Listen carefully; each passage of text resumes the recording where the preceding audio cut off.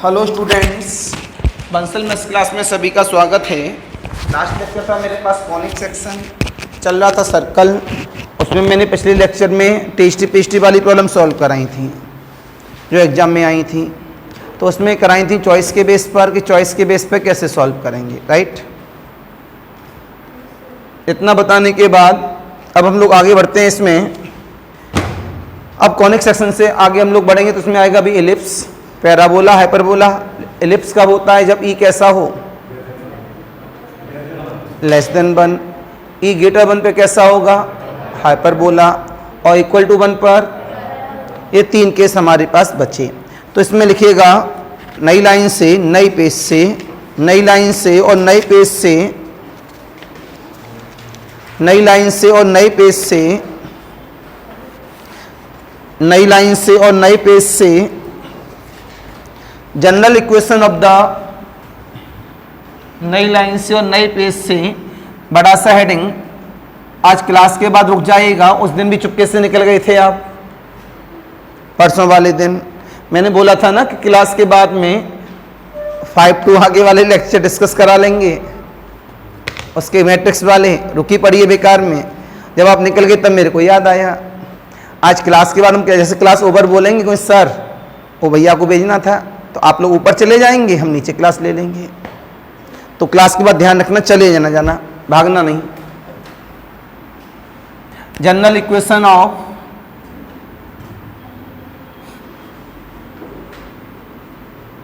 Second degree, ऊपर लिखेंगे nature of. एक प्रॉब्लम बेटा मेरे पास मिलती है इसकी, अगेन रिपीट, एक प्रॉब्लम मेरे पास मिलती है इसकी, नेचर ऑफ कॉनिक सेक्शन की।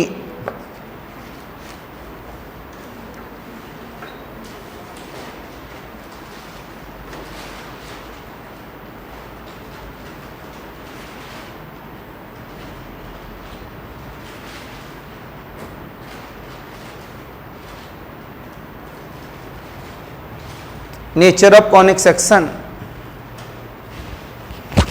जल्दी से हेडिंग चाहिए।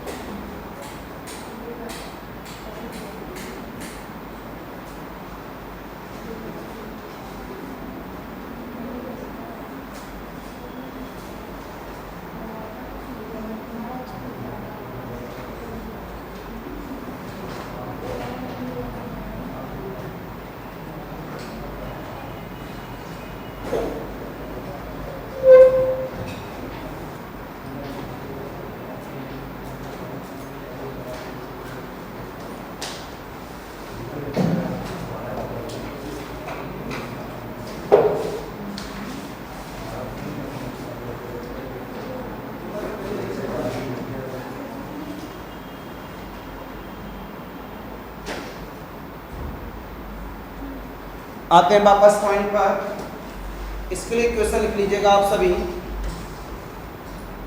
बोलो किसी को याद हो तो। कौन बताएगा? देखो साथ में नहीं, उल्टा सीधा बोलते हो, पता नहीं लगता कौन बोल रहा है। बोलो। X square plus b y square plus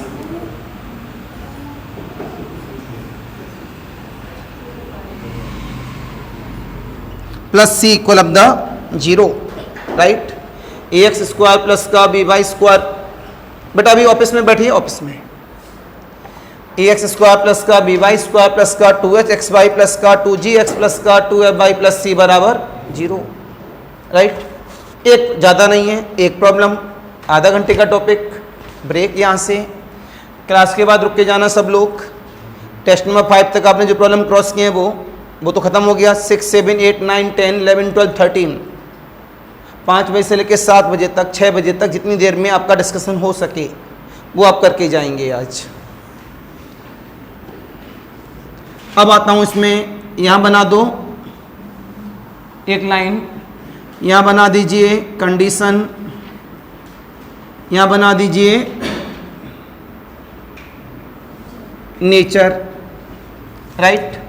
आपने यहाँ से जवाब दे दिया अपने शब्दों में, जब इसे हम लोग यहाँ से रिप्रेजेंट करेंगे, एक बात और, डेल हम लोग निकालते हैं यहाँ पर, डेल की वैल्यू कौन बताएगा? डेल का मतलब ट्रायंगल के सेंस पे भी मेरे पास काम आएगा ये, तो डेल की वैल्यू बताओ, डेल कैसे निकालते हैं?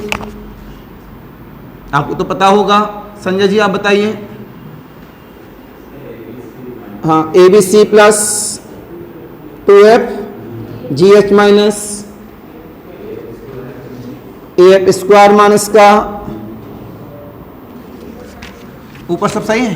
देखो मैडम बैठी हैं, उनसे बात कर लेना भी, माइनस का ए एफ स्क्वायर माइनस का बी जी स्क्वायर माइनस का सी एच स्क्वायर, और बस इसके द्वारा क्या आता है मेरे पास? डेल। इसको हम लोग ये भी कहते हैं equal of the determinant of a b c, नहीं एच जी, एच एक मिनट देख लूं, एच जी होता है या जी एच होता है? ये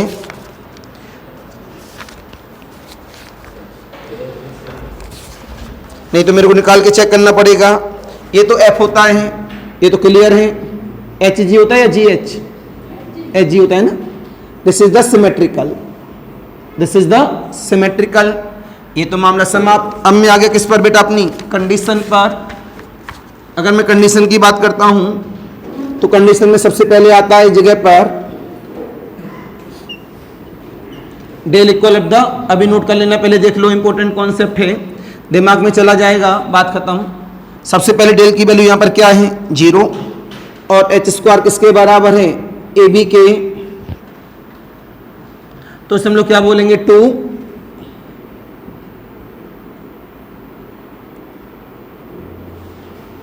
पैरेलल लाइंस। ये क्या हो जाएंगे मेरे पास? 2 पैरेलल लाइंस। दूसरा है डेल बराबर 0, ए प्लस बी बराबर 0, तो ये क्या हो जाएगा? 2 परपेंडिकुलर लाइंस। तीसरा आ गया डेल बराबर 0, 2 लाइंस। फोर्थ नंबर आ गया मेरे पास del is not equal to 0, H बराबर 0 कॉमा ए बराबर बी। क्या आ गया? एक आती है, 1 मिनट तो लेगी ये प्रॉब्लम, तो प्रॉब्लम हमें लेके चलना है नेचर के बेस पर। पांचवा del is not equal to 0, H square बराबर का ए बी क्या बन जाता है? पैराबोला। फिर आ जाता है 6 नंबर del is not equal to 0, H square is less than A B क्या बन जाता है? एलिप्स। 7वां नंबर आता है मेरे पास del is not equal to 0,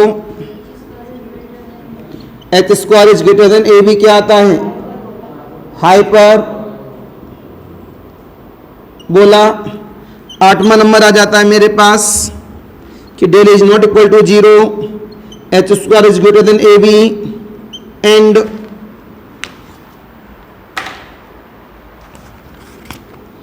A plus b बराबर 0 क्या आ जाता है?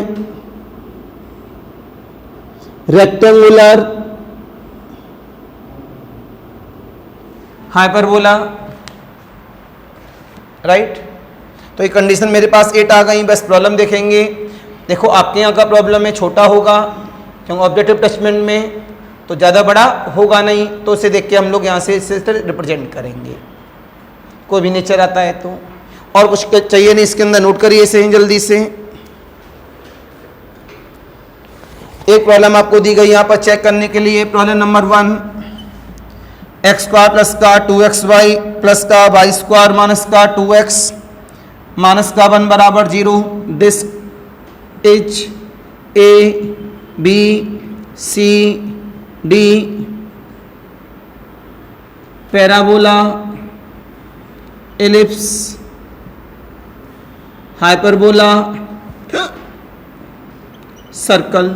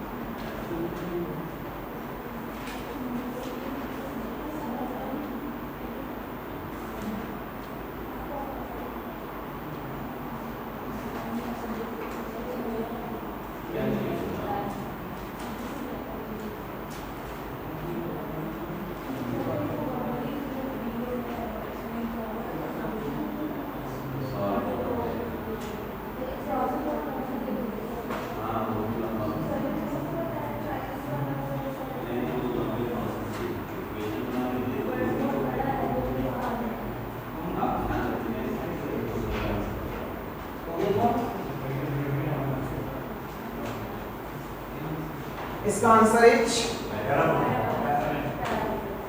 पैराबोला। कितने स्टूडेंट्स का पैराबोला नहीं है? प्रॉब्लम समाप्त। ठीक है, एग्जाम में ऐसी प्रॉब्लम आएगी, आप लोग कर लेंगे। टॉपिक आपका ब्रेक। अब आते हैं वापस, ये पहला टॉपिक ब्रेक, पेज भी समाप्त। आगे टाइम बर्बाद करने का इरादा है नहीं हमारा।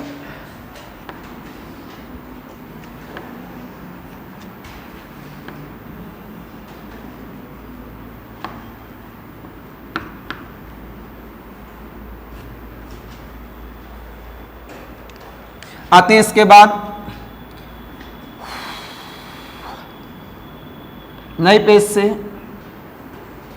पेज उससे समाप्त कर दीजिए। वो एक प्रॉब्लम इसके ऊपर लिख दो, प्रॉब्लम एक आएगी इसके ऊपर, उस वाले पेज के ऊपर ओनली वन प्रॉब्लम। नई पेज से लिखें फिर only one problem, only one problem. ये दो प्रॉब्लम है इस समय की, ये इससे ज़्यादा नहीं आती बिल्कुल। इसमें आता है बेटा मेरे पास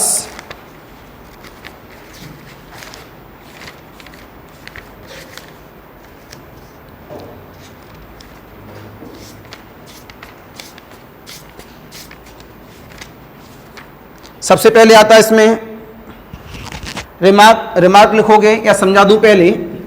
मैंने आप लोगों को सबसे पहले दिन बताया था कॉनिक सेक्शन। कॉनिक सेक्शन मैंने आपको ये बताया था, ये कॉनिक सेक्शन मेरा बन जाता है। इसमें मैंने रिप्रेजेंट की थी फोकल कॉर्ड। फोकल कॉर्ड का मतलब होता है फोकस से पास होने वाली। ठीक है, ये मैंने बोल दिया। अब रेक्टेंगुलर परपेंडिकुलर फोकल कॉर्ड कैसी? अगर ये मेरे पास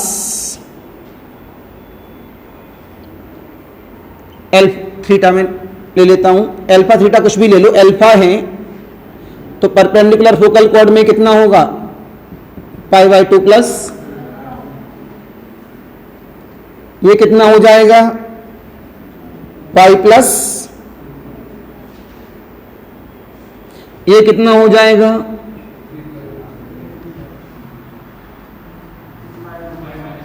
क्या है भैया पाई बाई 2 पाई बाई 2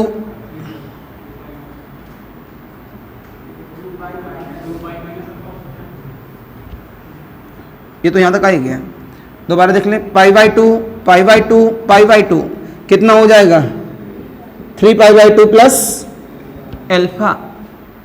जब यहां वापस जाएंगे तब 2 पाई होगा।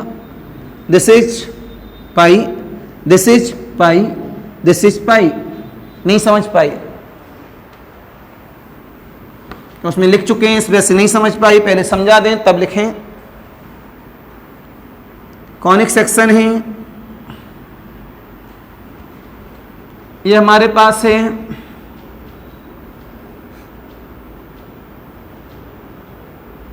ये हमारे पास रिप्रेजेंट हो गया, ठीक। ये हमारे पास अल्फा हो गया, ये क्या है 90 डिग्री, ये क्या है 90 डिग्री, ये क्या है 90 डिग्री, ठीक है। ये कितना हुआ, इसके लिए एंगल अल्फा था,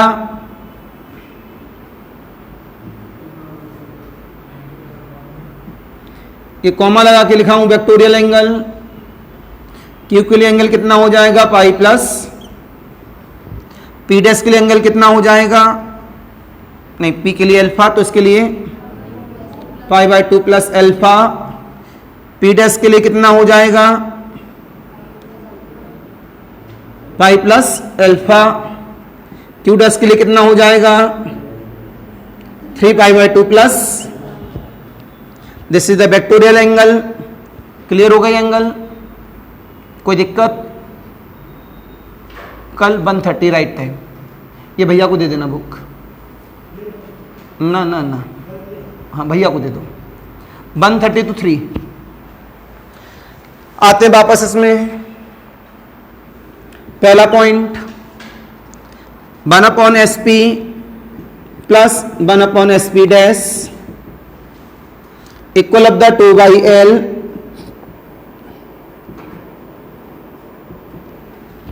दिस इज द कांस्टेंट। दूसरा point 1/PP dash 1/QQ dash equal of the, Sanjay ji बताइए ये कांस्टेंट जो लिखा है इस कांस्टेंट की वैल्यू मेरे पास कितनी आएगी। हो सकता है एग्जाम सेंटर में उन्होंने कांस्टेंट न देखकर इस कांस्टेंट की वैल्यू को ऑन कर दिया और हम तो पढ़कर आए कांस्टेंट।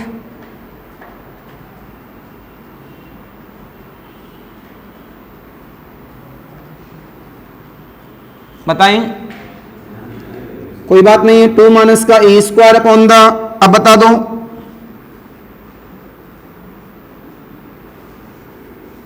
टू एल, ये जो कांस्टेंट लिखा हुआ है वो बोर्ड पर है, इनको याद करना है, सॉल्व करें। आप मेरे से सॉल्व करने के लिए बोलेंगे, मैं सॉल्व करके दिखा दूंगा, लेकिन एक पेज इसमें आने कितनी प्रॉब्लम है, केवल और केवल एक। घोट के पी जाना। आज का लेक्चर याद करने वाला है, प्रॉब्लम करने वाला नहीं है, राइट। अगले वाली प्रॉब्लम की हम बात कर रहे हैं। तीसरा प्रॉब्लम कहता है मेरे से 1/PS into SP dash plus 1/QS into, figure बना हुआ है तो समझने में आसानी रहेगी। तो बताइए इसका कितना है, ये भी कैसा है कांस्टेंट। इस कांस्टेंट की वैल्यू क्या रहेगी 2 माइनस का e square upon L square, 2 minus का e square upon the L square. अगले वाले पॉइंट की बात करेंगे हम आपसे 4th नंबर में। If PSP dash and QSQ dash, if PSP dash and QSQ dash हाँ बोलो, इसेंट्रिसिटी ये पहले दिन ही पढ़ा दिया था। फोकस से लेके उस मूविंग पॉइंट तक की दूरी और उसके साथ में डायरेक्ट्रिक्स पे डाला गया परपेंडिकुलर का रेशियो क्या बताता है, ई। ठीक, तो मैं कहा था p s p dash and q s q dash are perpendicular focal chords. यहां लिखा p s p dash and q s q dash are rectangular perpendicular focal chords. कैसी? रेक्टेंगुलर। रेक्टेंगुलर में बच्चा ई की वैल्यू क्या होती है? रेक्टेंगुलर में ई की वैल्यू क्या होती है? √2। इस वजह से यहां बोला जाता है पीपी डैश बराबर जो हमारी फोकल कॉर्ड है p s p dash q s q dash कैसी होती हैं? Are same. कैसी होती हैं? सेम। अगर एक कॉनिक सेक्शन में रेक्टेंगुलर परपेंडिकुलर फोकल कॉर्ड हैं तो जो दोनों हमारे पास कॉर्ड हैं फोकल वो अपने आप में कैसी हो जाएंगी? सेम हो जाएंगी। कैसे हो जाएंगी? सेम। नोट करिए। तो आज का लेक्चर होमवर्क में नहीं है, केवल किस में है? याद करने के लिए। प्रॉब्लम सॉल्व करेंगे, बहुत लेंदी वे में चला जाएगा। एक नंबर बचाना है हमें किसी भी तरह से।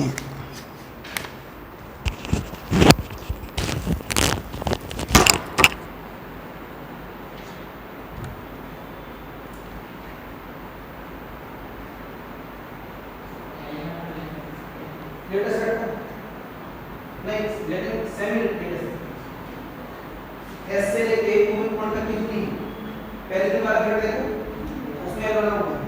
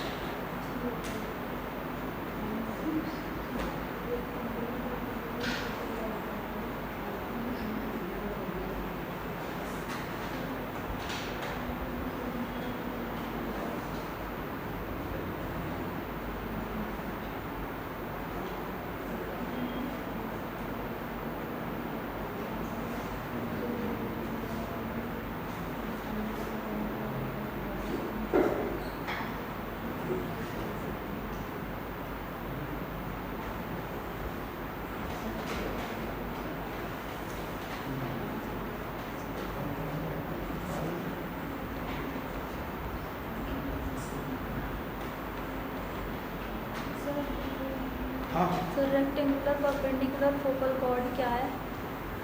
ये क्या है मतलब? सर इसमें थोड़ी डिपेंड कर पाऊंगा अभी।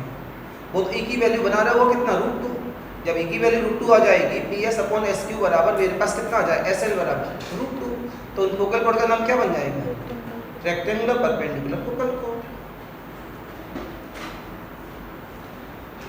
अब आता हूं वापस अपने पॉइंट पर। ये मैंने आपको फिगर के बेस पे बता दिया कि 4 प्रॉब्लम में से एक प्रॉब्लम ज़्यादातर मेरे को मिलती रही है आज तक।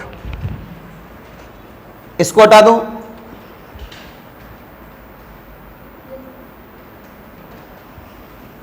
इतना बताने के बाद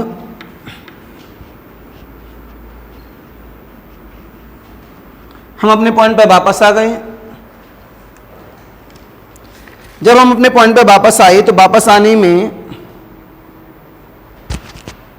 मेरे पास यहां से बोला गया, इस पेज का प्रॉब्लम नंबर 1 आपके में जो भी चल रहा हो, L/R बराबर 1 + E cos थीटा और L/R बराबर -1 + E cos थीटा, राइट। जब ये मेरे पास है, रिप्रेजेंट द आंसर है सेम कॉनिक। ये सेम कॉनिक को क्या करती हैं? रिप्रेजेंट करती हैं। क्यों? ये मेरे पास में कॉनिक सेक्शन है। मैंने यहां से फोकल कॉर्ड की इंफॉर्मेशन डाली। ये R कॉमा क्या बन गया? थीटा। ये क्या बनेगा? -R comma pi plus theta. क्यों? ये थीटा है, ये पूरा 180 होता है, तो कितना बन गया? ये पाई प्लस थीटा। इस कॉनिक सेक्शन के लिए एक बंद कर दो।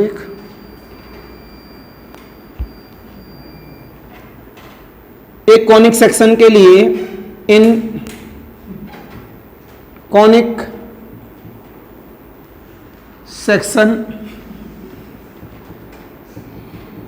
दोनों कर दो बेटा। गुड। आते हैं इधर वापस। ये किस पर है?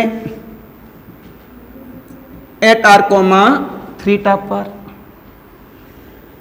तो -R comma pi plus theta पे निकालें तो R की जगह क्या करोगे और थीटा की जगह क्या करोगे?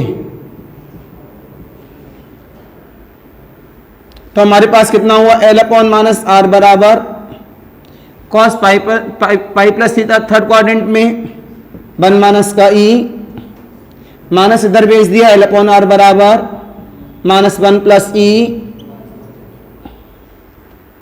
तो ये दोनों एक ही कॉनिक सेक्शन के पॉइंट थे। इसके द्वारा इक्वेशन 1 और 2 बना। इस वजह से इनको क्या बोला गया? Same conic. ठीक है। तो हमें इससे मतलब नहीं, इससे कोई मतलब नहीं, हमें मतलब किससे? इससे है। ये हमने प्रूफ बता दिया यहां से इसका। हेंस इक्वेशन नंबर 1 और 2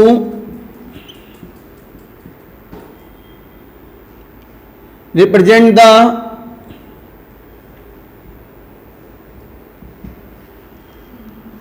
सेम कॉनिक, राइट। प्लीज। तो आज का लेक्चर आपके लिए फायदेमंद हो गया।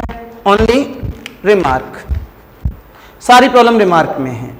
बस सर्कल की 2-4 प्रॉब्लम आएंगी, उनको सॉल्व करना है, वो भी पोलर वाली। क्यों पोलर वाली रह गई है प्रॉब्लम सर्कल में?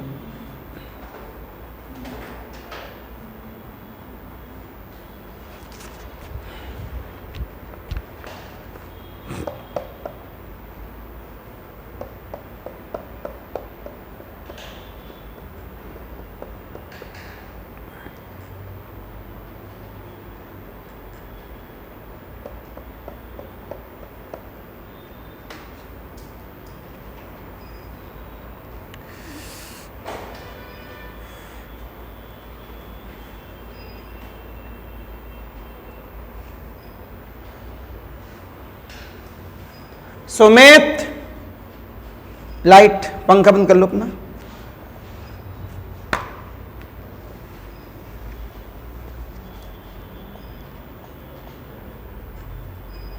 आज 11 बजे से लाइट नहीं है, बीच में आई 11 से की लगातार बैचों में भी आधा घंटे लाइट आई है। मजे की कट रही है। अमित बेटा ये बंद कर देना, अमित पीछे वाले ही बंद कर दो।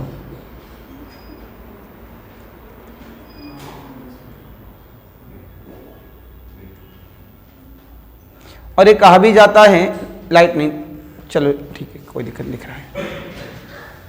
जितना ज़्यादा गर्मी में पढ़ते हैं उतना मन लगता है पढ़ने में और उतना चेहरे पे चमक आती है। जितना फीस हमको दिए हो उतने रुपए में भाई साहब अब बीएलसी से जाके भी चेहरे पे चमक नहीं ला सकते, ये समझ लो। और हम फ्री में देते हैं चमक।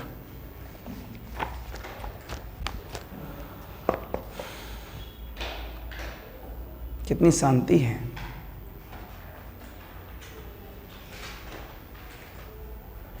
हो गया सभी का। इसी जगह आपने चेंज कर दिया एक और। जब आपने एक और चेंज किया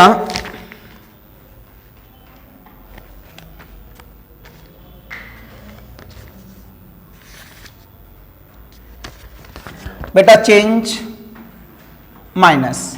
मैंने कॉनिक सेक्शन आपको 4 बताए थे स्टार्टिंग। कौन सा कॉनिक सेक्शन है? माइनस वाला। अगर माइनस वाला लेते हैं तो यहां भी क्या आ जाएगा? माइनस वाला।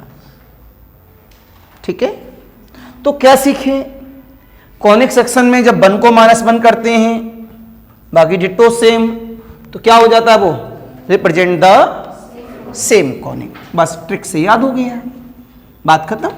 नोट कर लीजिए, ये भी अगली वाली प्रॉब्लम में ये चेंज हो चुकी है।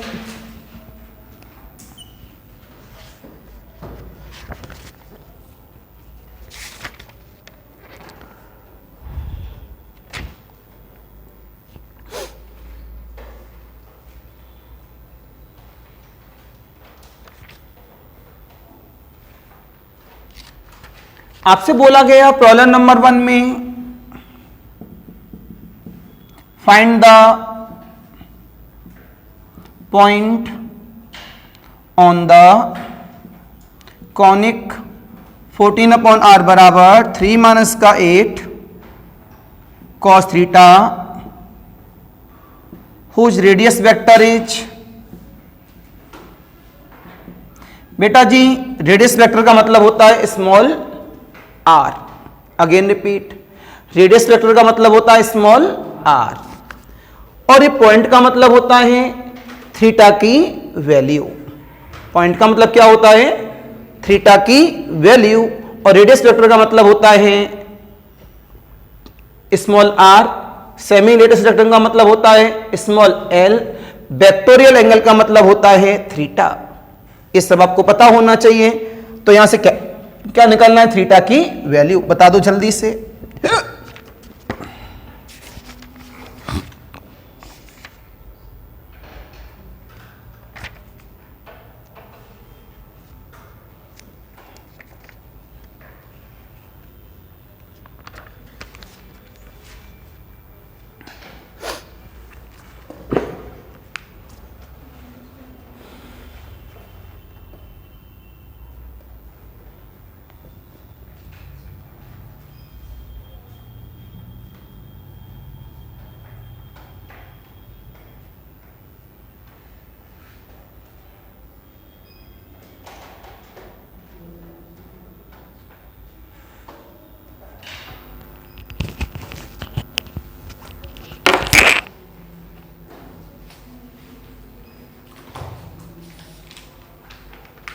आंसर इज चॉइस लिखें 5/3 देखो चॉइस +- 5/3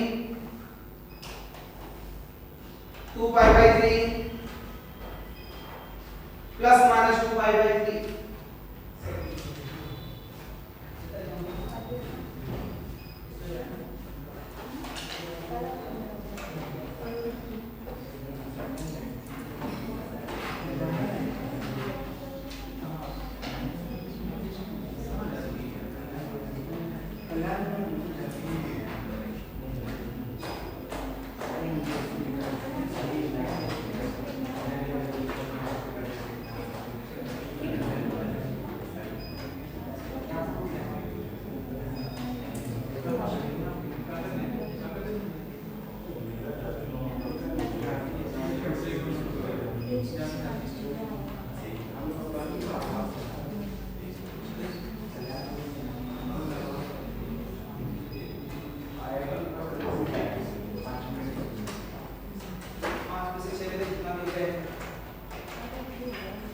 बेटा जल्दी बंद कराओ, मेरा लेक्चर नहीं रुकना चाहिए। बस लाइट जल्दी रहे, मेरे को दिक्कत नहीं है। मैं तो बिना लाइट उसके भी पंखे के 10 घंटे पढ़ा सकता हूँ, 10-15 घंटे। हमको तो आदत पड़ गई है। क्या? हाँ, वही उसी प्लानिंग में हम कल ही बात हुई थी हमारी सोलर पैनल के लिए। उसमें सब्सिडी भी गवर्नमेंट दे रही है बहुत सारी, तो उस वही अक्सर में कोई अच्छा जानकार नहीं मिल रहा, आधी अधूरी बातें मिल रही हैं। पूरी बात ढंग से मिल जाए प्रॉपर वे में, छत पे इतना बड़ी छत है यार, लगवा डालेंगे हम। इतना भी समझ में आया, अगर आपके पास बिजली बचती है तो वो बिजली विभाग वाले उसे अपने पास वापस ले लेते हैं, आपको रुपए भी देते हैं। बगल वाले को कनेक्शन दे दो यार, ज़्यादा बच रही है बगल वाले को कनेक्शन दे दो, मीटर के हिसाब से उससे क्या लेते रहो, जैसे बिजली विभाग लेता है पैसा वैसे आप लेते रहो। तो लेकिन पूरी जानकारी एक्चुअल में नहीं मिल पा रही है। एक्चुअल जानकारी जिसे कहते हैं हम समझ जाएं, और जब तक हमारी समझ में नहीं आएगा हमें मजा नहीं आएगा। बात क्लियर? तो आंसर बताओ भाई। भैया कॉस में माइनस प्लस का क्या इफेक्ट पड़ता है? अगर हम कॉस ऑफ थीटा दे रहे हैं तो हम कॉस को उठाएंगे तो उसमें क्या आ जाएगा, प्लस माइनस का 2π/3 क्या आ जाएगा मेरे पास। तो मैंने सॉल्व किया, कहां गया, यही वाला है ना। आ जाओ बच्चा, 14/2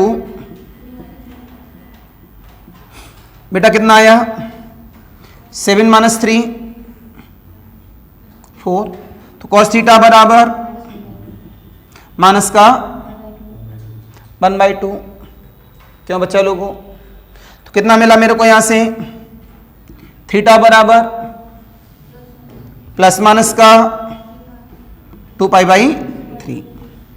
आंसर ABCD में जो भी है टिक कर देना, मामला समाप्त। अब मैं आ गया वापस अगले पॉइंट पर। नया हेडिंग देंगे इसमें आप, equation of chord joining 2 points.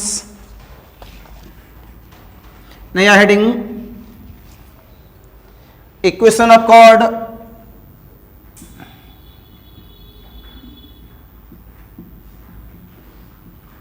Joining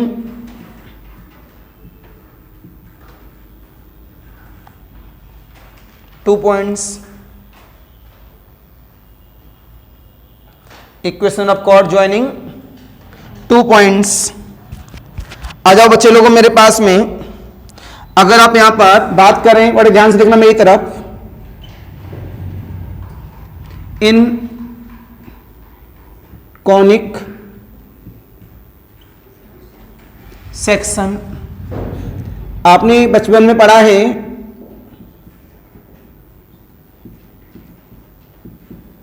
equation of chord AB is L/R बराबर A cos theta plus B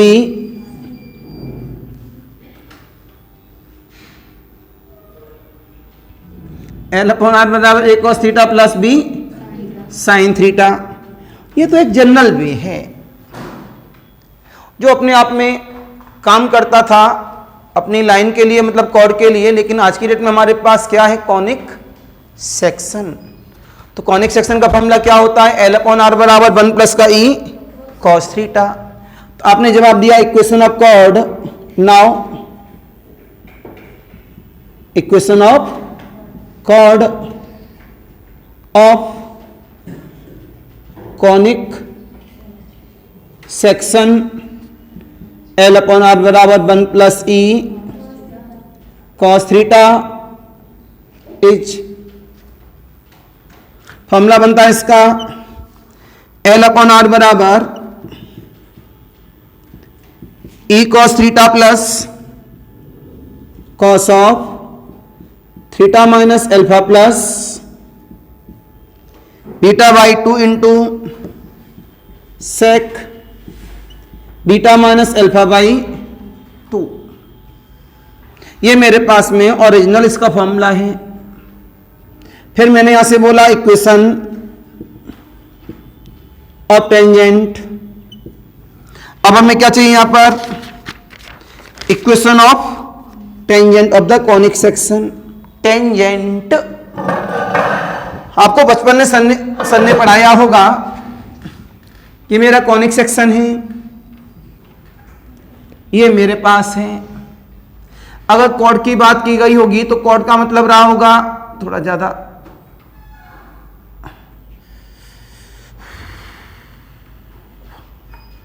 ये क्या मेरे पास कॉर्ड, ये क्या है, दिस इज द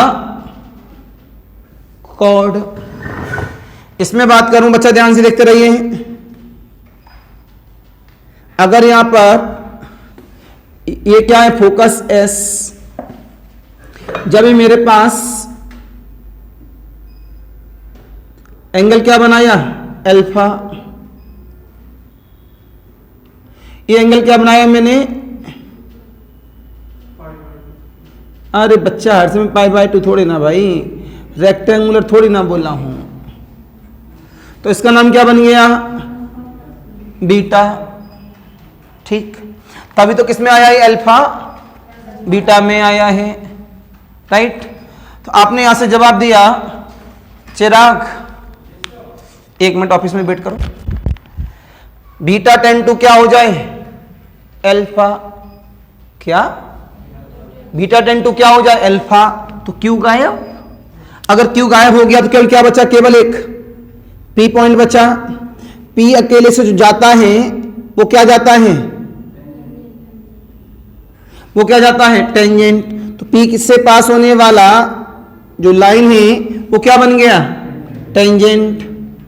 ये कब बना, जब हम अपनी कॉर्ड में बीटा हटा दें, बीटा को कहां ले आए, अल्फा पर, तो क्यू गायब हो गया, मतलब बीटा गायब अल्फा से, क्यू गायब पी से, तो q tend to p, then represent only single point represent the tangent line.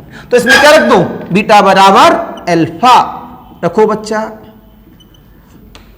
Beta बराबर alpha, alpha plus alpha 2α/2 alpha, कितना मिला, cos of theta minus alpha, alpha minus α/2 0, sec 0 क्या हो जाता मेरे पास 1।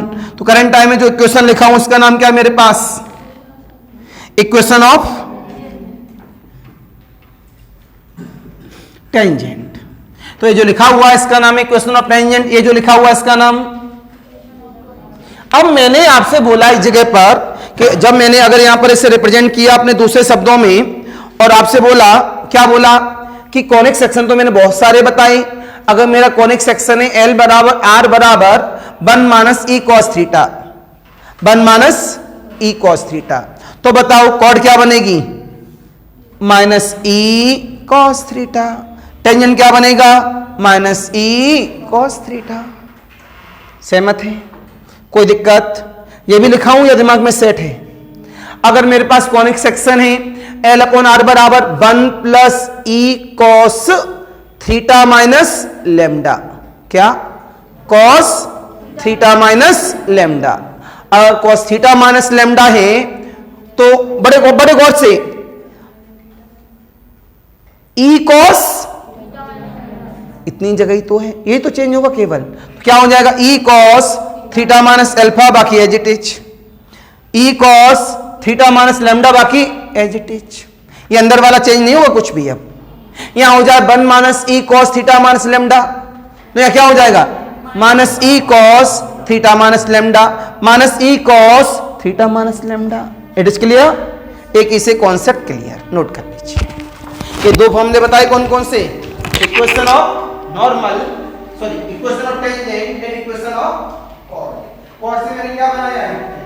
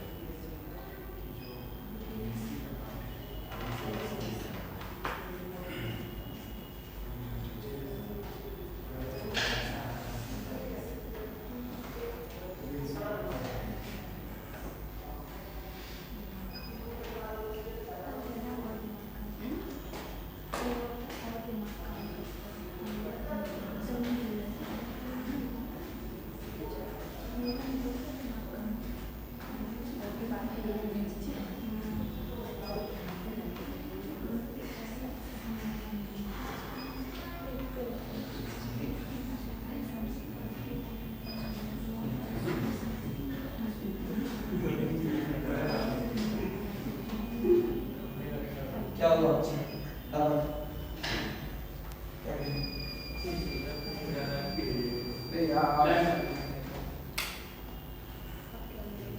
ज्यादा कम नहीं कर सकता, मेरे रिकॉर्डिंग पे इफेक्ट पड़ जाएगा। सुमित जी एक बार ऊपर बोल दो भैया।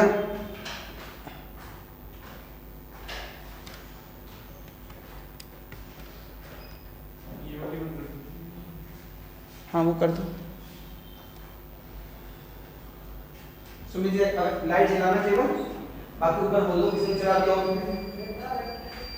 कि भैया सब दोपहर से लाइट आई है लेकिन काट दो।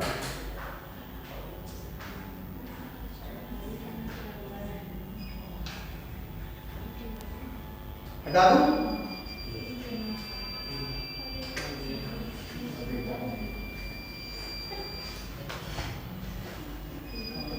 कभी बड़ा मन होता है टॉपिक को ब्रेक करने का, और जब ऐसा केस होता है बड़ी गुस्सा आती है।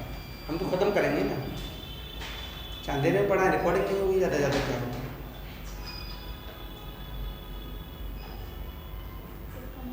आज तो लाइट आना जरूरी है। आज हमारा IIT का पहला बैच है, पहला दिन है आज बैच में, तो उनको अच्छी अच्छी चीज़ें बतानी है।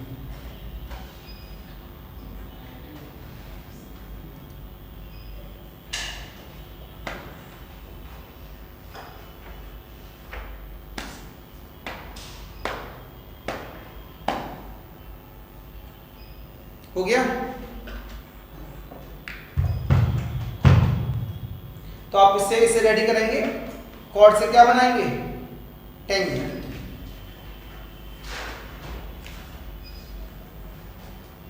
तभी तो कहते हैं बहुत सिलेबस होता है यार, क्या छोड़े, और डर होता है कि बाई चांस यहाँ से नहीं आया अभी, और यहाँ छोड़ दिया और यहाँ से 2 आ गए, फिर मतलब जो टीचर ठीक ठाक उसे अपने ऊपर गुस्सा आती है कि छोड़ा क्यों ये, इतना पढ़ा दिया, ये भी पढ़ा देते हैं। बच्चे न पढ़ के जाएं तो कोई दिक्कत नहीं है, नोट्स में हो केवल ये दिखाने के लिए देखो हमने पढ़ाया है। सिलेक्शन तो मिलेगा कम या ज़्यादा, ये सच्चाई है। सिलेक्शन तो मिलना है, कम बच्चों का या ज़्यादा बच्चों का, जो सीरियस है वो ले जाएगा। उसमें ही होता है थोड़ा सा एक्स्ट्रा मेहनत कर गया, थोड़ा सा निकाल गई, तो टीचर को इफेक्ट नहीं पड़ता। लेकिन जब बाई चांस 2-4 प्रॉब्लम ऐसी आ गई जो यार ये लगे यार 2 मिनट के थे, बता दी होती है बच्चा ये नहीं करा था। बस डिपेंड करता है नंबर ऑफ स्टूडेंट्स का, कम है या ज़्यादा। हम तो अभी आज जैम में हम पढ़ा रहे थे, लमसम 75 बच्चा है, अभी 100 बच्चा क्रॉस होगा। तो उसमें बच्चों से हमने प्रॉब्लम की इंटीग्रेशन ही गड़बड़ कर रहे थे। हमने ये बोला कि जब यहाँ विदाउट प्रेशर प्रॉब्लम गलत हो रही है तो वहां तो IT का बहुत भयंकर प्रेशर होता है, वहां तो हवा भी नहीं लगेगी। और बच्चा कहता है मैं सिलेक्शन हो जाएगा। यार हवा में सिलेक्शन हो जाएगा? जब क्लास में आपका परफॉर्मेंस फुलफिल होता है तभी तो सिलेक्शन की बेस की तरफ आगे बढ़ते हैं। अब क्लास में परफॉर्मेंस दे नहीं रहे तो अब झूठा वायदा हम कैसे कर दें कि सिलेक्शन हो जाएगा? वो होता ही नहीं है। आज पिटाई क्या भाई, आपको या उनकी पिटाई क्या लगाएं? आप खुद कंपटीशन वाले बच्चे हैं, आपको अपने बारे में कुछ सोचना पड़ता है, सीधा सा मतलब है। आते हैं वापस, लेकिन मैं देख रहा हूं धीमे धीमे क्रेज वापस आ रहा है ऑफलाइन का। मेरा जैम में 150 बच्चा था कोरोना से पहले, कोविड के बाद बड़ा नुकसान हुआ इसी वाली लाइन में, तो अब धीमे धीमे बच्चा बैक मार रहा है। तो मेरे को लग रहा है 10-15 दिन में 100 क्रॉस कर जाऊंगा मैं उस वाले बैच में।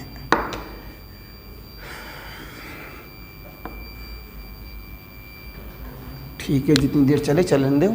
ऑनलाइन वाले बच्चे लोगों को लेक्चर ब्रेक हो सकता है भैया, उसका रीजन एक ही है, क्योंकि क्या बोलते हैं, इन्वर्टर गया, लाइट गई, थोड़ी देर में जाने वाली है। Equation of normal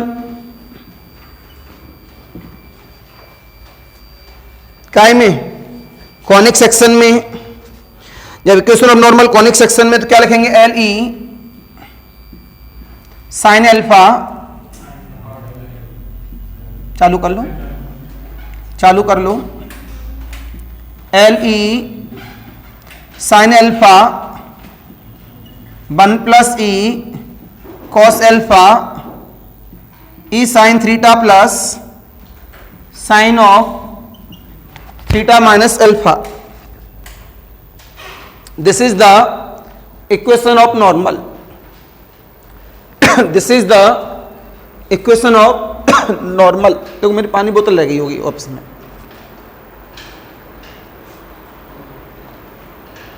right. आगे लिखिए इसमें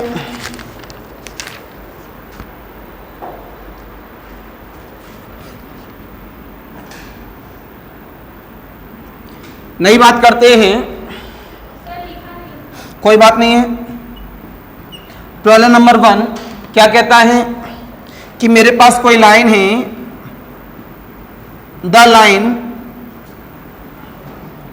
L अपॉन R बराबर A cos theta plus B sine theta. ठीक, मैंने बोला टचेस द कॉनिक। मैंने आज आपसे बोला है कि आपको याद करना है, अगर ये लाइन हमारे कॉनिक सेक्शन को टच करती है, कॉनिक का नाम क्या है, L अपॉन R बराबर 1 plus E cos theta. If यदि कंडीशन बनेगी, हिटिंग प्रॉब्लम मानी जाती है अपने यहां की, याद हो तो बताएं किसी को, a माइनस ई का whole square plus b square equal to 1। अगर कॉनिक सेक्शन की लाइन, अगर मेरी लाइन इस कॉनिक सेक्शन को टच करती है तो ये कंडीशन फुलफिल होगी, तभी वो क्या कर पाएगी, टच। नोट करिए।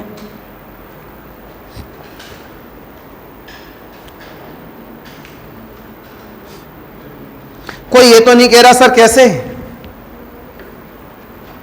बताओ, किसी को पूछना है, ज्यादा बड़ा नहीं है, 6-7 लाइन का है, मैं बता सकता हूं।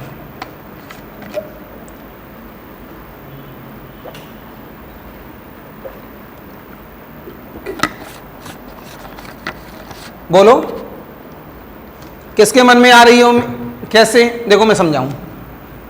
अवध कह रहा है कैसे सर, देखो इधर मेरे पास उन्होंने लाइन दी है ये,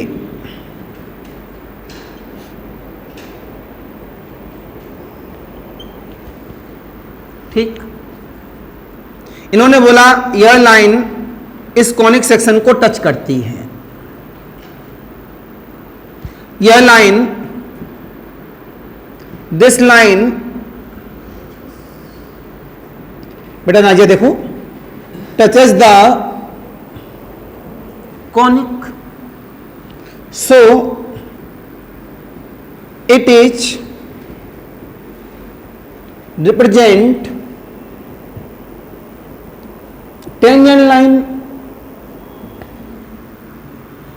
इटसेल्फ। यह खुद को टेंजेंट लाइन रिप्रेजेंट करती है। सहमत है भाई, जब ये लाइन किसी को टच करेगी तो टेंजेंट लाइन मानी जाएगी। Beauty but equation of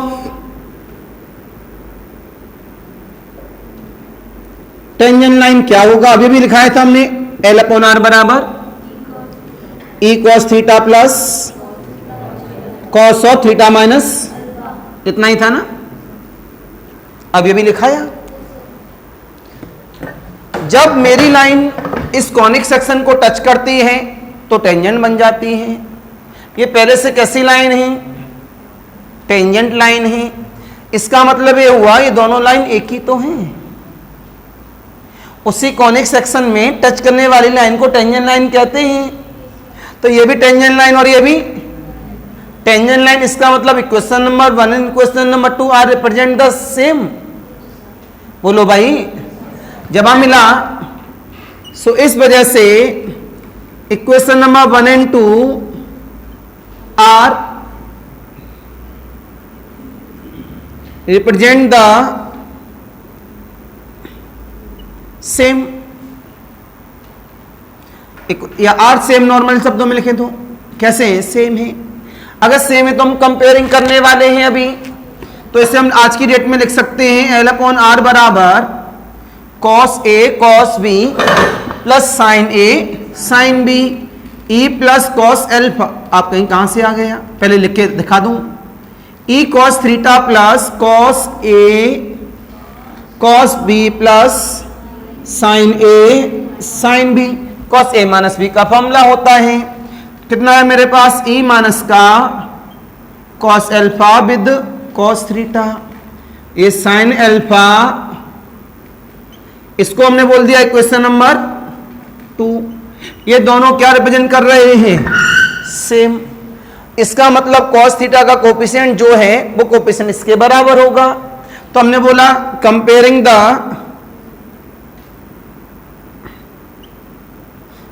coefficient of cos theta and sin,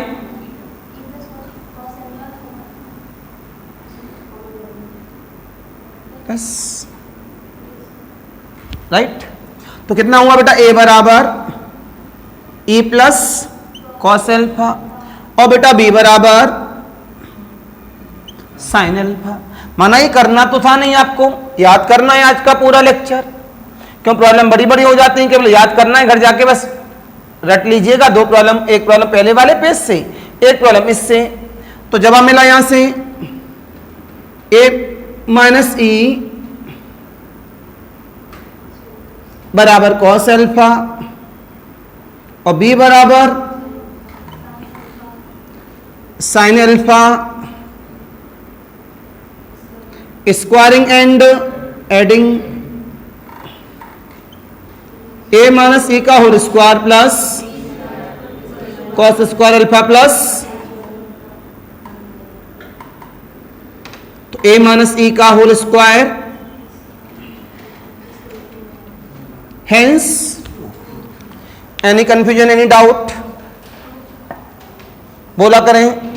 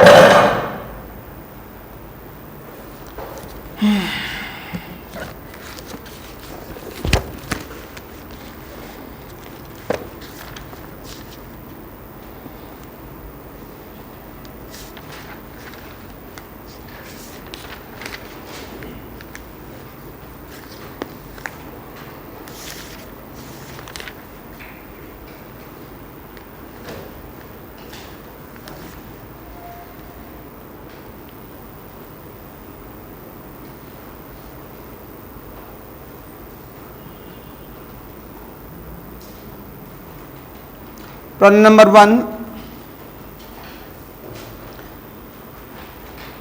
N equation X Y बराबर 1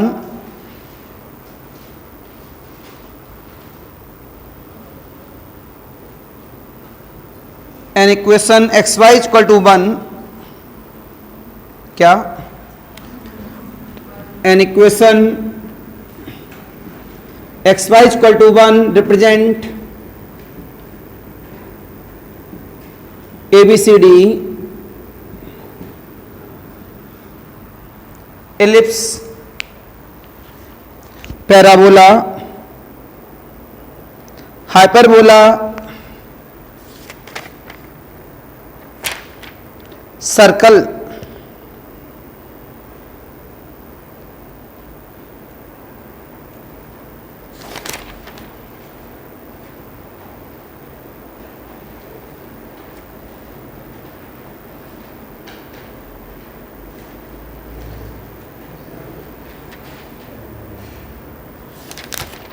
आंसर इज, अच्छे बच्चे हैं, 2 सेकंड का प्रॉब्लम था। हाइपरबोला का फॉर्मूला है ही है, ये हाइपरबोला का फॉर्मूला है ही अपने आप में। एक्स वाई अगर करेंगे तो वाई और एक्स कैसे होगा, रिवर्स, तो ऐसा फिगर डेवलप हो जाएगा। और अगर मान लिया नहीं पता, मैंने आप लोगों को थोड़ी देर पहले नेचर ऑफ कॉनिक का इक्वेशन बताया था, ax स्क्वायर प्लस का 2hxy प्लस का by स्क्वायर प्लस का 2gx प्लस का 2fy प्लस c बराबर 0। वहां से निकल आएगा कंफर्म, अगर चेक करेंगे तो आप कि कैसा आएगा, H square is greater than A B. जब H square is greater than A B होगा तो क्या माना जाएगा, हाइपरबोला। मान लिया हमको नहीं पता कर्व के बारे में, क्या टेंशन, 20 सेकंड देंगे, मैंने नेचर लिखाया ही क्यों, कॉनिक सेक्शन के लिए। आपके एग्जाम की प्रॉब्लम है,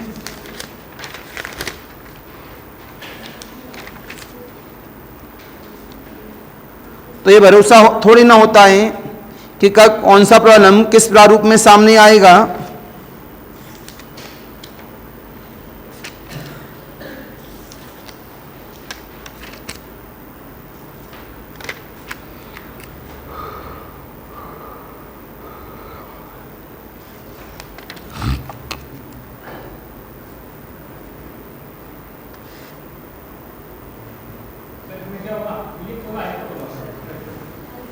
एलिप्स कौन बोला, ये एलिप्स कैसे हो जाएगा इसमें, 2hxy 1/2 और वो 0, AB1 कैसे हो गया भैया, ax square plus by square बोल रहा हूं तो a की वैल्यू 0, b की वैल्यू 0, कंपेयरिंग नहीं करोगे, नहीं आई बात समझ में।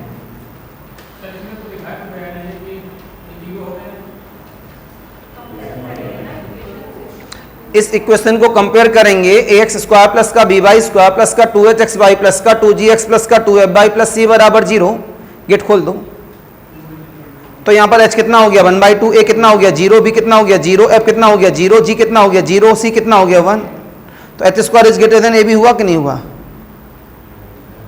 a0 b0 h 1/2 क्या हो गया यहाँ, और दूसरा x y बराबर 1 पहले से क्लियर है, रिवर्स होता है तो अपने आप में ऐसे फिगर बनता है, तो कौन हुआ, हाइपरबोला। तो यहाँ क्या लिखा, ellipse, hyperbola, parabola and circle, answer is hyperbola. आगे लिखें एक और, 2/r इक्वल ऑफ द, नई प्रॉब्लम, प्रॉब्लम नंबर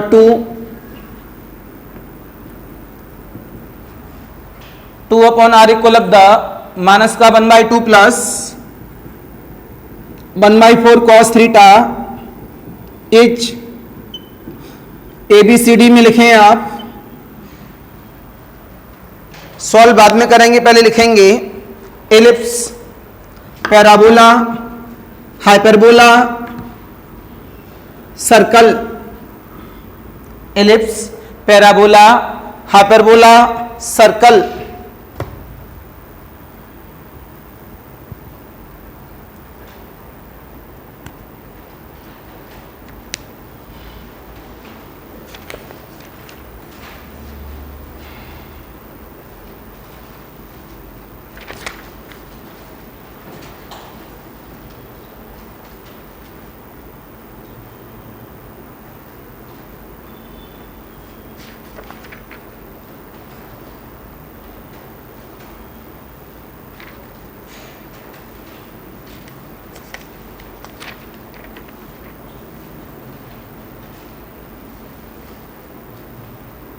कितना टाइम लगाओगे?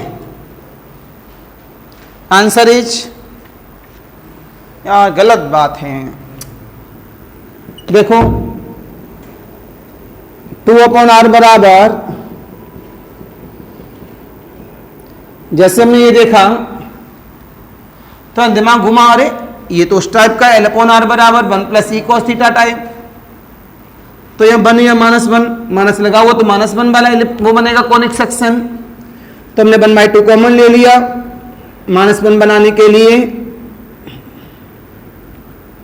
तो कितना हुआ 4/r।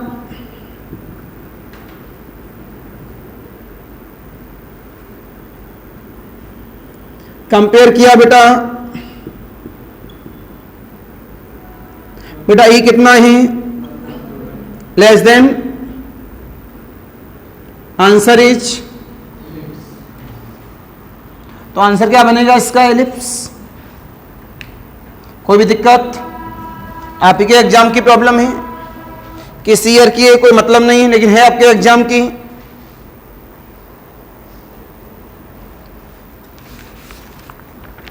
तो ऐसी प्रॉब्लम देख के आपको क्या करना है? सॉल्व करना है। बाकी जितना लिखा रहा हूं वो रिमार्क, ये प्रॉब्लम सॉल्व करनी है, याद नहीं करनी। बाकी फॉर्मूले सारे याद कर लेने हैं।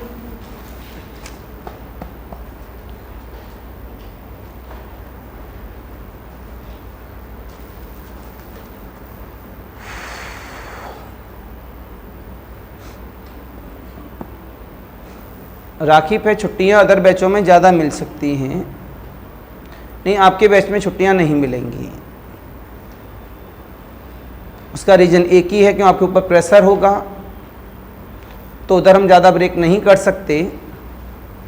तो उसी हिसाब से आप अपना दिमाग लगा के चलिएगा। राखी वाले दिन तो रहेगी, ये क्लियर है। राखी वाले दिन रहेगी, राखी से पहले वाले दिन नहीं रहेगी। शायद 11 की राखी है तो 10 को क्लास रहेगी। 12 को देखते हैं क्या पॉसिबल, क्योंकि 13 का मुहर्रम है, फिर 15 अगस्त तो आपके यहाँ कोई छुट्टी नहीं है, क्यों हमें भी कहीं जाना नहीं है। वैसे लखनऊ जाने के मूड में थे, मैं 2-4 दिन रहेंगे। और वहाँ लुल्लू मॉल कौन सा है वो कुछ अलग ही इसकी रिपोर्ट आ रही है। नाम भी बड़ा अच्छा रखा है। जो बेकार इंसान होते हैं उसे कहते हैं लल्लू। गांव वगैरह में जाते होंगे तो उससे कहते हैं बिल्कुल लल्लू टाइप का है, कभी सुना होगा। हमारा तो पाला पड़ा है, बीच में कभी जाते हैं, क्योंकि हम आगरा जब थे 18 साल, मेरे पापा वगैरह सब आगरा के ही हैं, वहाँ बिजनेस भी है। तो वहाँ हमारे पास सीड्स एजेंसी थी और फर्टिलाइजर्स थी, तो वहाँ पाला पड़ता था किसानों से, क्योंकि किसान ही आते थे। तो वहाँ वो लैंग्वेज इस्तेमाल हम सुनते रहते थे। तो वही मैं नाम देखा जब मैं लल्लू में, ये है क्या है यार, नाम कैसा रखा है। अरे वो हमको पता है, लेकिन यहाँ के हिसाब से देखो। हाँ, इसकी तो चेन रूल है ना, लुल्लू मॉल की तो चेन रूल चल रहा है, और भी जगह पे है, तो वो चेन रूल के हिसाब से चलता जा रहा है। पहले ही दिन शायद 1.5 लाख लोग पहुंचे थे जब ओपनिंग थी। लोग कितने क्लियर हैं, चलो जाओ घूम के आते हैं। वैसे मार्केट में मंदी है, बहुत बुरी वाली मंदी है, लोगों के पास जॉब नहीं है। अच्छा, हमें वास्तव में शौक नहीं है फ़ोटो का। हम घूमने जाते हैं हर साल 70 to 8 डेज हमारा टूर लगता है, कि हमारे पास महिंद्रा की मेंबरशिप है। वैसे ना भी जाएं, रुपए हमारे जमा हो चुके हैं 25 साल के, अब मजबूरियाँ रुपए तो दे दिए हैं, चलो नहीं, इसी वजह से दिए गए थे कि वैसे कभी कभी क्या होता है, क्लास लगी हैं, ये हैं, नहीं जा रहे। अब रुपए तो जमा है हमारे, तो रहने का खर्चा आना नहीं, बस खाने का खर्चा आना है। तो महिंद्रा की मेंबरशिप है, वहाँ निकल जाते हैं हम लोग 7-8 दिन के लिए।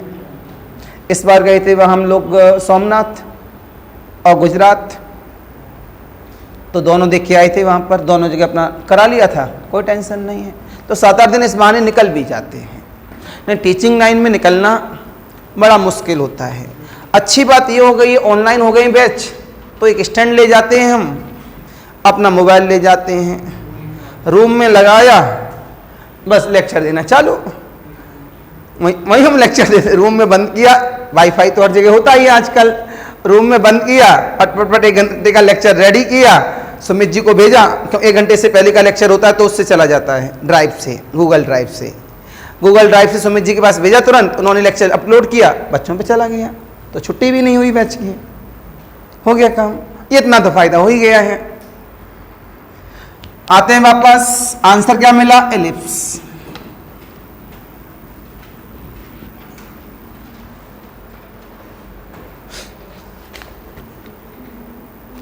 अब आते हैं वापस, ये आपसे कहता है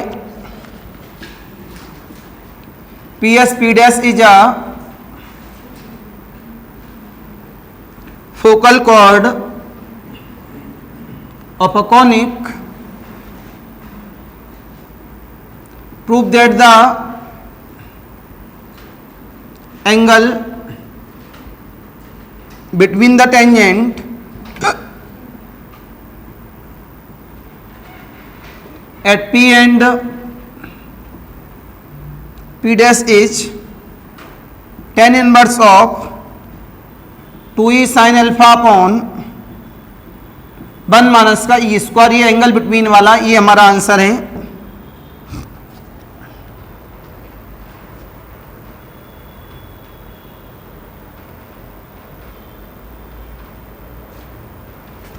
two e sine alpha upon 1 minus e square with tan inverse. Tangent at p and p dash, p and p dash is. अगर मैं इसका फिगर समझाना चाहूं, बनाना नहीं आप, टेढ़ा सा फिगर होता है, एक ये टेंजेंट हो गया, यहां से मान लिया ये टच है, ये एक टेंजेंट ये हो गया, ये हमारे पास ऊपर थोड़ा सा मीट कर लिया, ये हमारे पास हो गया। इन्होंने बोला अल्फा का मतलब क्या है, ये ऐसे मीट किया, यहां पर ये पी है, ये फोकल कॉर्ड हो गई मेरे पास पी एस पी डैश। तो इन्होंने बोला focal cord of a conic prove that the angle between tangent at p and p dash, P और पी डैश के बीच का एंगल, इसका फिगर है। ठीक है, अच्छा है, आईएमपी लगा के चलिए, अच्छा पॉइंट है, आईएमपी लगा के चलिए। चलिए इस बात को ब्रेक करने के बाद आगे बढ़िए। इसमें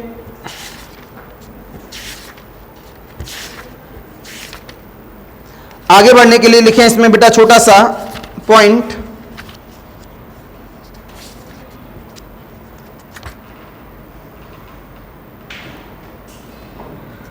आ जाओ बच्चा, स्टार लगा लिया, फॉर्मूले ही चल रहे हैं सारे, बस 10 मिनट का हो रहा है टॉपिक आज का, ब्रेक हो जाएगा मेरा पूरा टॉपिक। अब इसके बाद हेडिंग आ जाएगा इसमें एलिप्स, क्या आएगा मेरे पास? एलिप्स। मैंने आपको जवाब दिया इसमें पोलर इक्वेशन ऑफ सर्कल। अगर आप पुराना लेक्चर देखेंगे तो मैंने पोलर इक्वेशन ऑफ सर्कल इससे पहले वाले में मैंने रिप्रेजेंट किया था, राइट। आज की डेट में सामने देखें, मेरी तरफ देखें, मेरी तरफ देखें, वो तो मैंने बताया था x square plus y square बराबर ए स्क्वायर का, आपको याद हो या नहीं याद हो, मेरे को याद है। एक्स माइनस ए का whole square plus y minus B का होल स्क्वायर बराबर आर स्क्वायर का, दो मैंने बताए थे आपको। आज की डेट में ये मेरा छोटा सा फिगर है, ये मेरा पास एक्सिस है, ये इसका सेंटर है, ये इसका टचिंग पॉइंट हो गया, मतलब जिसे मूविंग पॉइंट कहते हैं। ये मेरे पास को मीट कर दिया, रेडियस हो गई, राइट। ये एंगल हो गया मेरे पास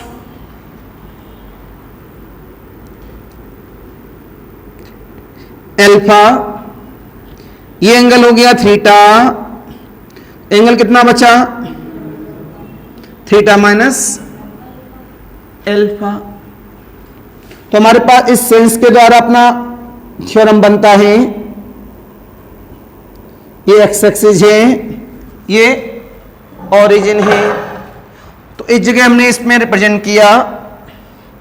मेरे पास हो गया इसके points, centre and moving point, this is the R comma theta, ये एंगल कितना है एल्फा, आर कॉमा एल्फा। इस फिगर में किसी को प्रॉब्लम बोलो। सेंटर मैंने क्या बोला कि फॉर्म, आज की डेट में आधा घंटे घर में बैठना रट लेना, बात खत्म। इसका जो फॉर्मूला मेरे पास बन जाता है, ये बनता है CP स्क्वायर बराबर, ये क्या है OC square plus OP square minus का 2 cos एंगल POC, नहीं पहले 2 OP OC into cos angle POC। इस थ्योरम का कोई नाम हुआ करता था हाई स्कूल में,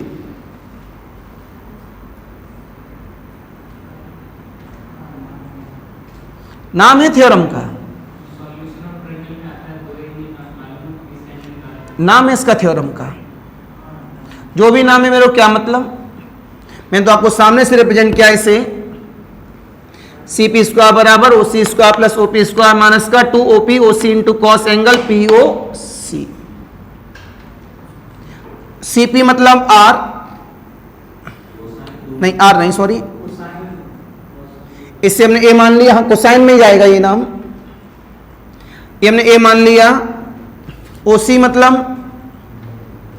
R स्क्वायर, OP मतलब R square 2RR cos theta minus alpha, right. तो ये हमें फॉर्मूला ध्यान रहना चाहिए, कभी भी हमारे लिए काम कर सकता है एग्जाम सेंटर में। इस वजह से विथ फिगर मैंने यहां से आपके लिए रिप्रेजेंट कर दिया, इसे नोट करिए आप।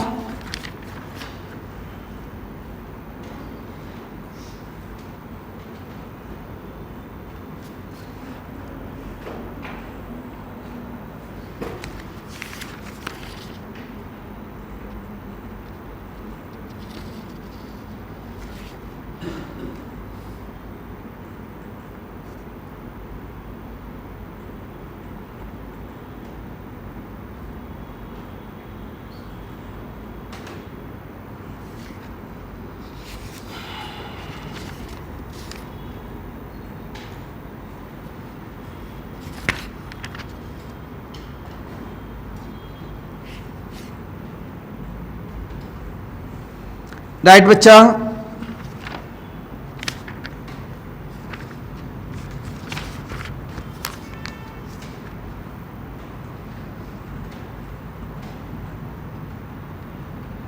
आगे देखेंगे आप सेकंड। मैंने आपको जवाब दे दिया यहां पर, मैंने बोला R बराबर का A cos theta plus sine theta be a circle, इस टाइप का सर्कल है बच्चा, इंपॉर्टेंट है मेरे एग्जाम के लिए, कॉमा देन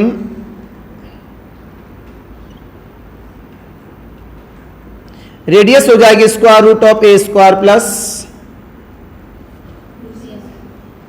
थीटा हो जाएगा tan inverse B upon A। यहां से मेरे पास में थीटा बन जाता है इस जगह पर, तो यहां से मैंने रिप्रेजेंट किया आपके पास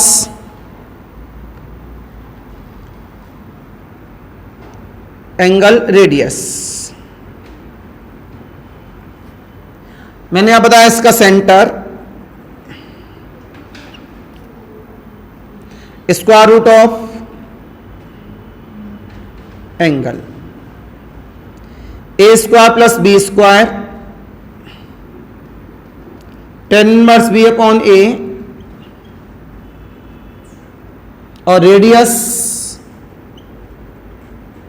तो कभी भी ये एग्जाम में इस तरह का प्रॉब्लम क्रॉस होगा तो ये लास्ट वाले फॉर्मूले की मदद ले लेंगे, जैसे कि प्रॉब्लम आ गई r बराबर √3 cos theta plus find centre and radius of circle. आपको सेंटर और रेडियस चाहिए किसका? सर्कल का। बाद में नोट करना बच्चा, नोट करने के लिए नहीं हो रही है, प्लीज सॉल्व इट 10 सेकंड में बेटा, 10 सेकंड में सॉल्व हो जाएगा।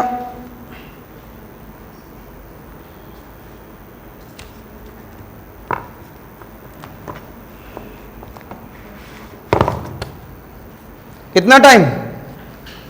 फॉर्मूला नीचे लिखा हुआ है, कंपेयर करके सीधे आंसर डाल रहे हैं। आंसर इज, हाँ दिखाएं क्या चाहिए हमको सबसे पहले? रेडियस। तो रेडियस कितना है मेरे पास में? एक मिनट कुछ गड़बड़ हुआ दिखे, बाई 2 होता था यहाँ,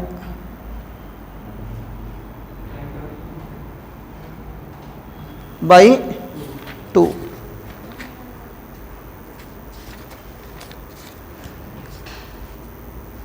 हाँ सही है। तो मेरे कहा यहां पर भी बाई 2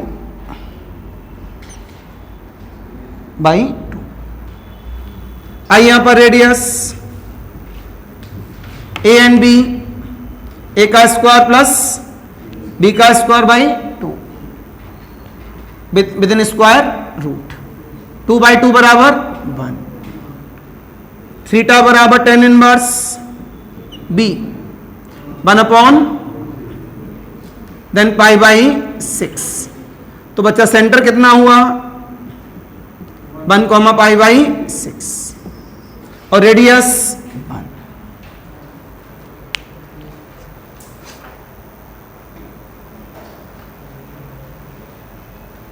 सही कर लेना, अगर नोट कर लिया हो तो आप लोगों ने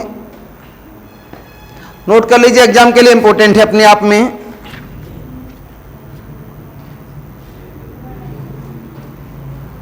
कोई दिक्कत?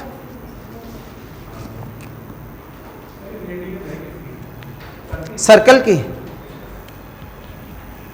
दिखाए बेटा,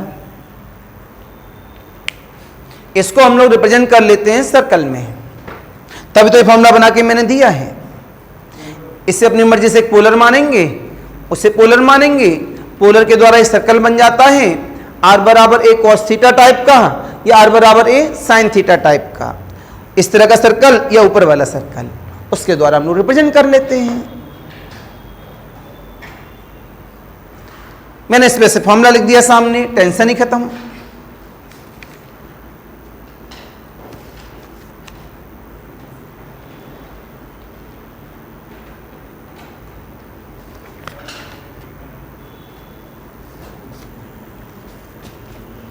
हो गया सभी का? तो सर्कल में आपने ये चीज सीख ली कि आप किस तरह से यहां पर ये निकालेंगे।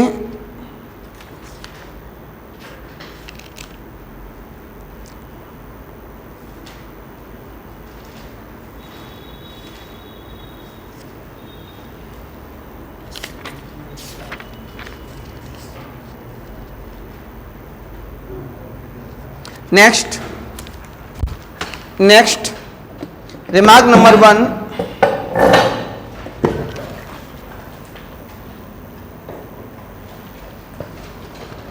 रिमार्क नंबर 1 सर्कल के ये सारी चीजें हटा रहा हूं सामने से, अगर नोट कर लिया है तो जब कभी भी इस तरह से प्रॉब्लम बने समझ जाइएगा r बराबर a cos theta plus b sin theta किसका रिप्रेजेंटेशन है?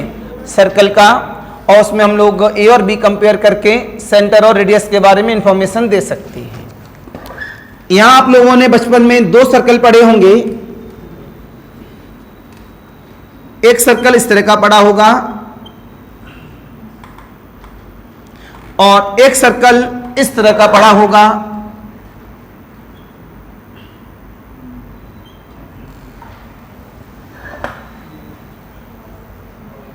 क्यों बच्चे लोगों? इस पहले वाले सर्कल का नाम हुआ करता था मेरे पास आर बराबर डी कॉस थीटा, कोसाइन पे है, this is the diameter, this is the diameter. इसका नाम हुआ करता था आर बराबर डी साइन थीटा, आर बराबर डी साइन थीटा। ये सब किसमें चल रहे हैं हमारे पास? सर्कल में ही। सारी नई नई बातें हैं, कुछ न कुछ काम आते ही हैं। इसके बाद मेरे पास में equation of circle,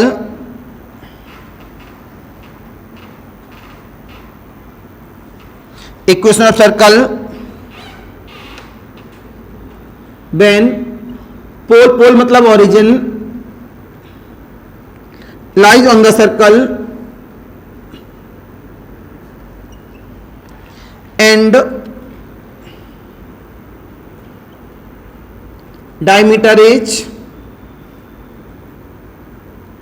initial line is, diameter क्या है? Initial line. कहां से पास हो रहा है? पोल से।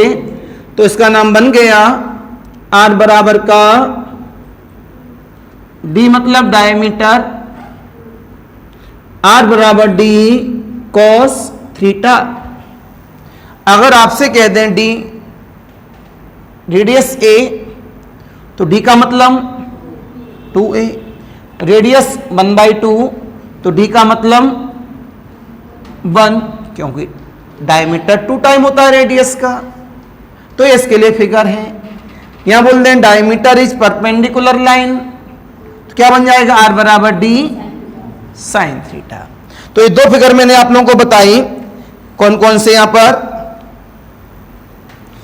या ये बोल दें एक्स एक्सिस इज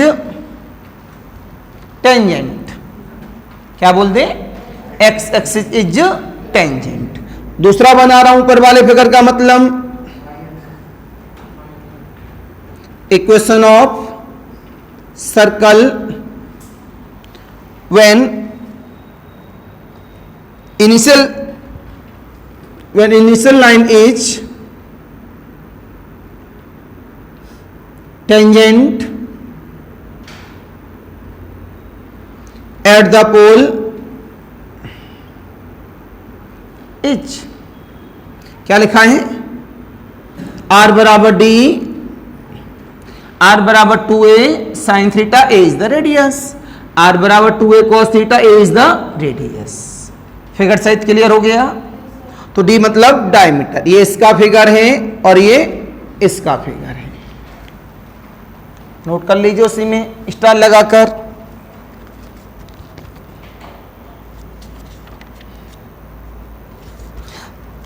चार पांच प्रॉब्लम दें, घर से करके लाएंगे।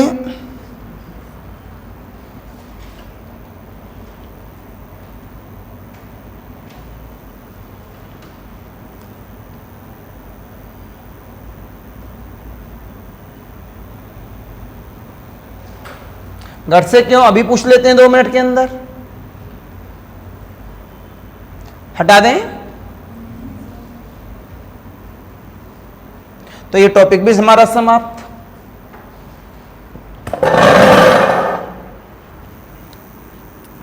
ये सब बात बताने के बाद हम लोग नए पॉइंट पे आ गए। फाइंड द सेंटर एंड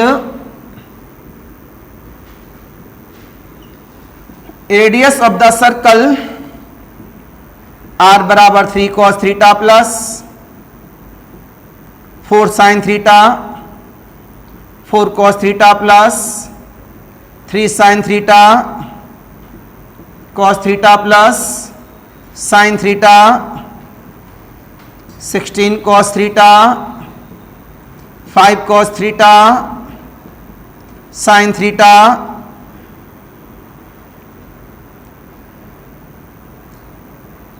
अब बताएंगे ये प्रॉब्लम नंबर 1, इसमें problem number 2, which of the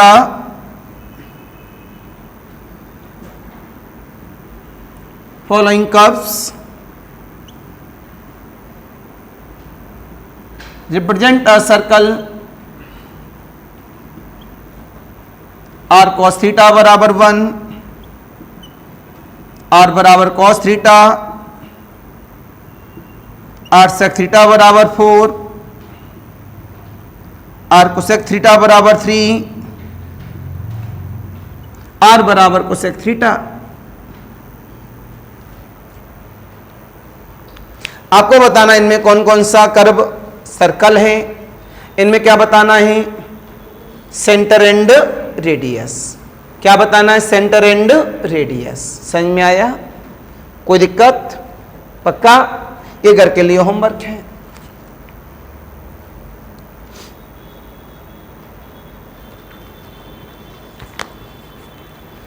मेरे मालिक,